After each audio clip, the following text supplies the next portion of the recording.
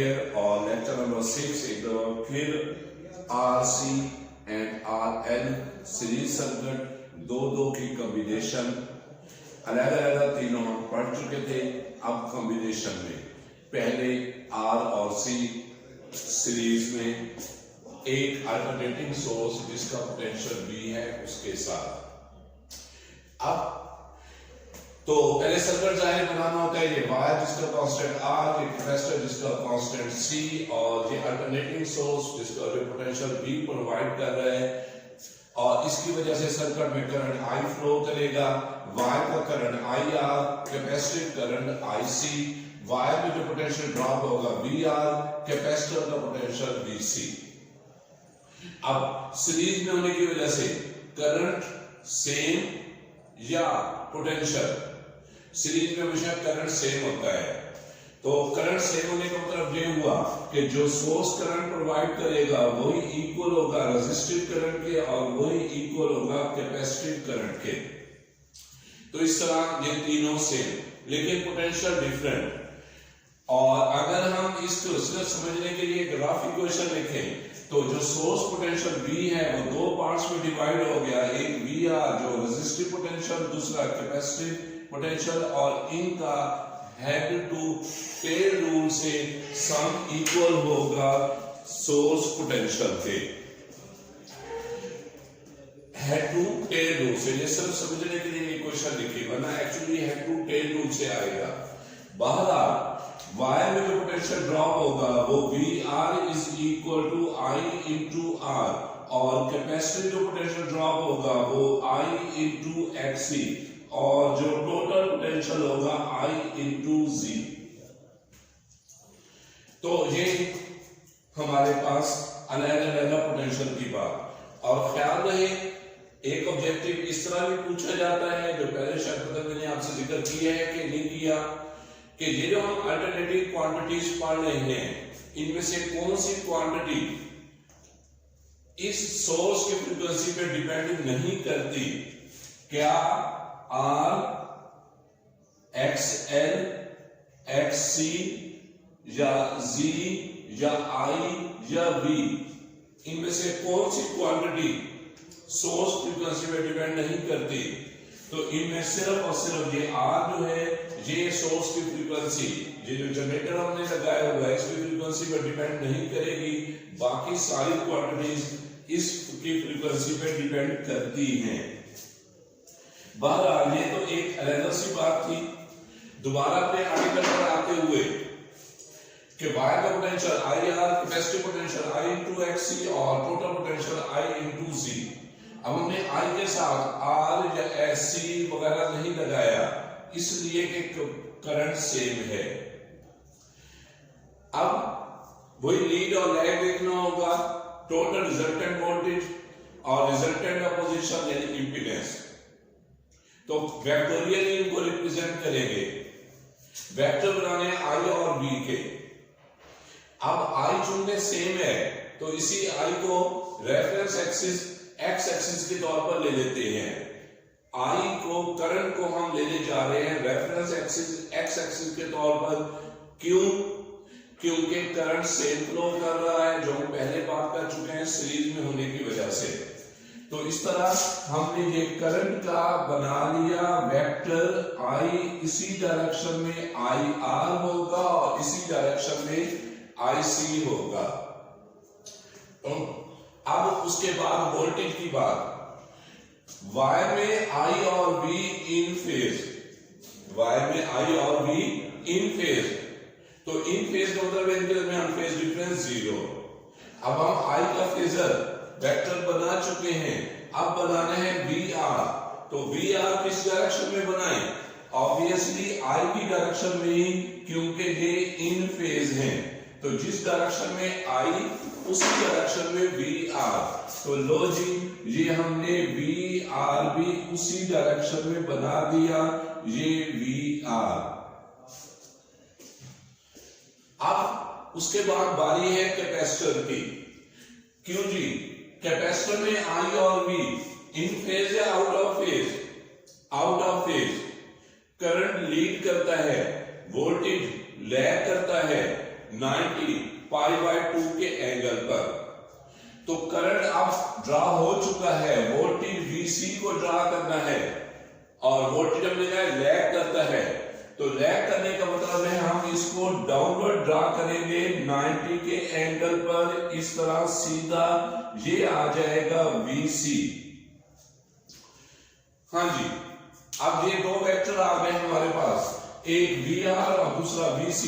इनका रिजल्टेंट चाहिए, जैसे मैंने कहा था इनका resultant head to tail rule से बनेगा, तो वही head to tail rule apply करते हुए इसको इरेज कर रहे हैं क्योंकि अब हमें head to tail rule apply करना है। तो हेड टू टेल का मतलब ये हुआ कि पहले के हेड से दूसरे की टेल यानी VC को इधर लाते हुए ये आ गया जनाब VC।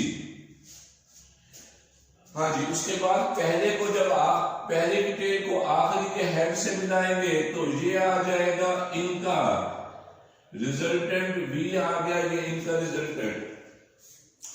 तो ये रिजल्टेंट वोल्टेज हमें मिल गई। क्या नजर आ रहा है अब? ये रिजल्टेंट करंट था, टोटल सोर्स करंट, ये रिजल्टेंट वोल्टेज। क्या ये दोनों एक दूसरे के पैरेलल आए हैं? नहीं, पैरेलल नहीं है, तो फिर इन फेज नहीं हुए, तो ये आउट ऑफ फेज हैं। अब जब आउट ऑफ फेज है तो लीड और लैग की बात आएगी। वोल्टेज चूंकि नीचे है तो ये लैग करेगा, आई ऊपर है तो ये लीड कर रहा है। फिर इनके दरमियान फेज डिफरेंस, ये है फेज डिफरेंस जो अभी हम इक्वेशन से बनाएंगे।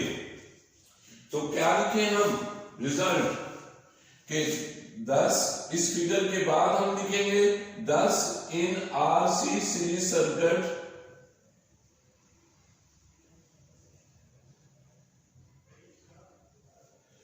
Voltage V lags current I by phase angle phi। अब उसी phi की इक्वेशन बनाने जा रहे हैं। क्यों जी, ये तो है VR और ये VC, ये दोनों हमें पता है।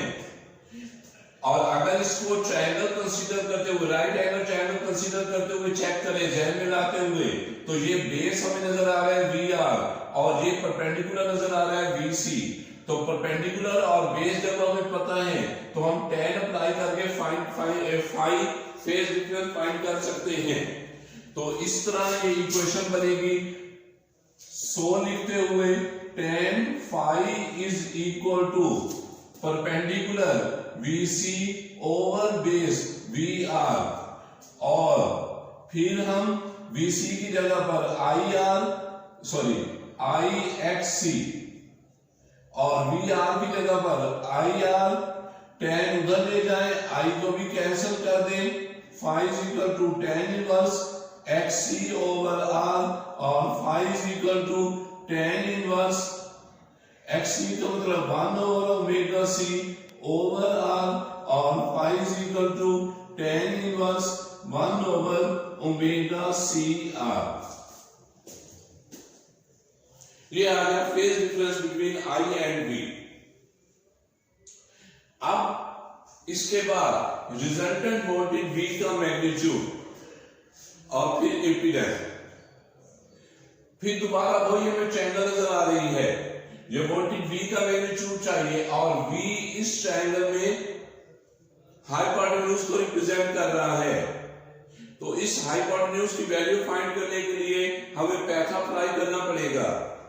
तो उसकी मदद से हम ये करेंगे कि resultant voltage V, resultant voltage V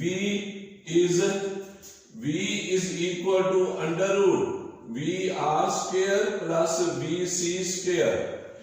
VR और VC की वैल्यूज पुट करते हुए I square R square plus I square XC square, I common लेते हुए R square plus XC square। लो जी, ये आ गए रिजल्टेंट वोल्टेज V के लिए इक्वेशन। अब इंपीडेंस, टोटल अपोजिशन, आई को इधर ले आए, आई इधर आकर डिवाइड हो जाएगा, तो v over I is equal to under root R square plus X C square. अब देखो ये कैपिटल V रिजल्टेंट वोल्टेज है और कैपिटल I रिजल्टेंट करंट, तो टोटल वोल्टेज को जब हम टोटल करंट से डिवाइड करेंगे तो हमें मिल जाएगा इंपीडेंस G। तो वही यहां पर V ओवर I की जगह पर हम G लिखते हैं, तो G is equal to under root R square plus X C square. ये आ गई इंपीडेंस G जो हमें रिक्वायर थी, और इसी को यहां पर भी हमें रिप्रेजेंट करना चाहिए। अब देखो जैसे हमने बात की थी I सेम है, तो इसका मतलब ये हुआ VR का मैग्नीट्यूड वगैरह डिपेंड करेगा R पर, VC का डिपेंड करेगा XC पर, और V का डिपेंड करेगा G पर सॉरी, मैग्नीट्यूड और डायरेक्शन दोनों के लिहाज से। तो इस तरह फिर हम कह सकते हैं कि VR की डायरेक्शन में होगा R, VC की डायरेक्शन में होगा XC, और V की डायरेक्शन में होगा G। तो अब देखें, दोबारा गौर करें, फिर वही ट्रायंगल, फिर वही पैटर्न लगते हुए नजर आ रहा है कि G की वैल्यू परपेंडिकुलर बेस का स्क्वायर प्लस परपेंडिकुलर स्क्वायर आ जाएगा, जहां से वही पैटर्न बनते हुए, और इक्वेशन भी हमें यही बता रही थी। तो ये था RC सीरीज सर्किट 2 की कॉम्बिनेशन। अब उसके बाद RN जो बिल्कुल इसके सिमिलर है, तो यहां पर इसको इरेज करते हुए अब ये हमने बना लिया इधर एक इंडक्टर जिसका कांस्टेंट L, इसमें करंट फ्लो कर रहा है IN, और इसका जो पोटेंशियल है वो VL। फिर वही बात, दोनों सीरीज में हैं, सीरीज में होने की वजह से करंट सेम होगा, जो सोर्स करंट, वही रेजिस्टिव करंट और वही इंडक्टिव करंट। तो IC की जगह पर IN लिखते हुए,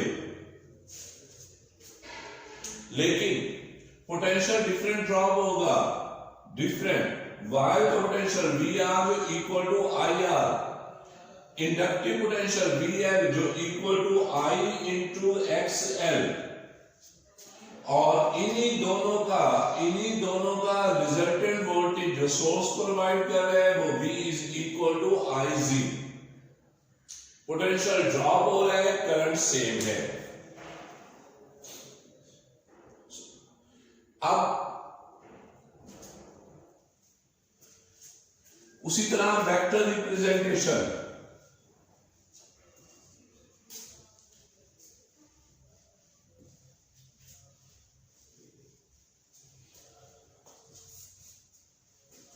हाँ जी, अब वेक्टर रिप्रेजेंटेशन के लिए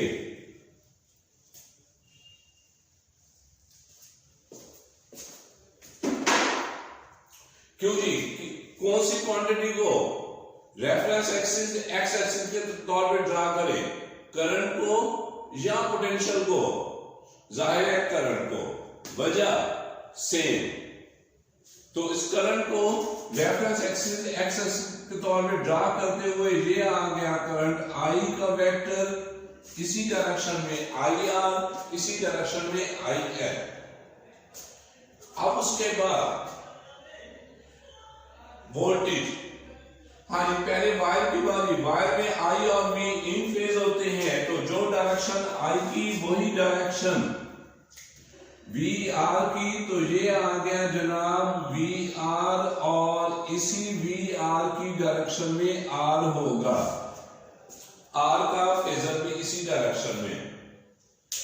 फिर इंडक्टर में I और V आउट ऑफ फेज होते हैं, वोल्टेज लीड करता है और करंट लैग करता है 90 के एंगल पर। तो वोल्टेज लीड कर रहा है, VL 90 के एंगल पर लीड करने की वजह से हम इसको अपवर्ड ड्रा करेंगे, और इस तरह ये अपवर्ड 90 के एंगल पर ड्रा करते हुए ये आ गया VL।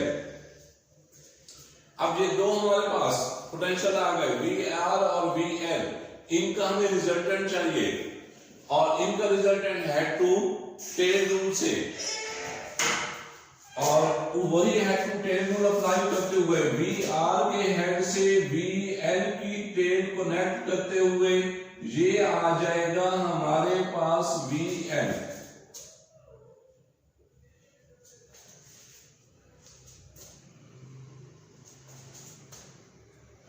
और जब हम पहले को आखिरी से मिलाएंगे तो ये V total voltage V,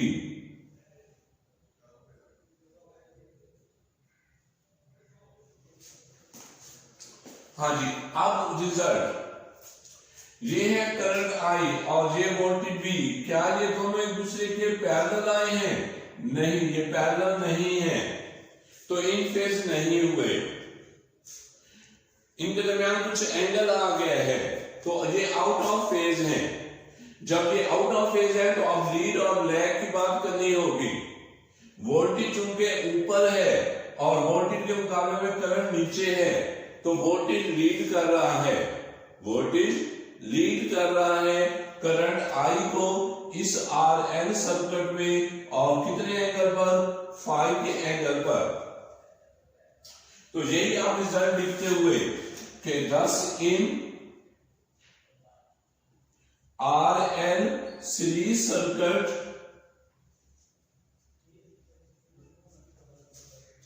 voltage V leads current I by phase angle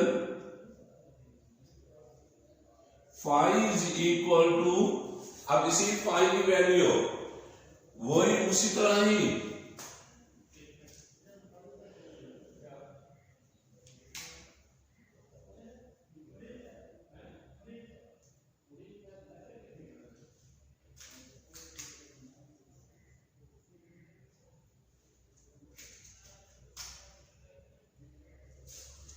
हाँ जी, फाई के लिए वही परपेंडिकुलर ओवर बेस लगाते हुए tan अप्लाई करते हुए, तो tan इनवर्स परपेंडिकुलर XL और बेस R, और चाहे तो XL की वैल्यू पुट करते हुए ओमेगा L ओवर R, ये आ गया phase difference between I and V for RL series circuit.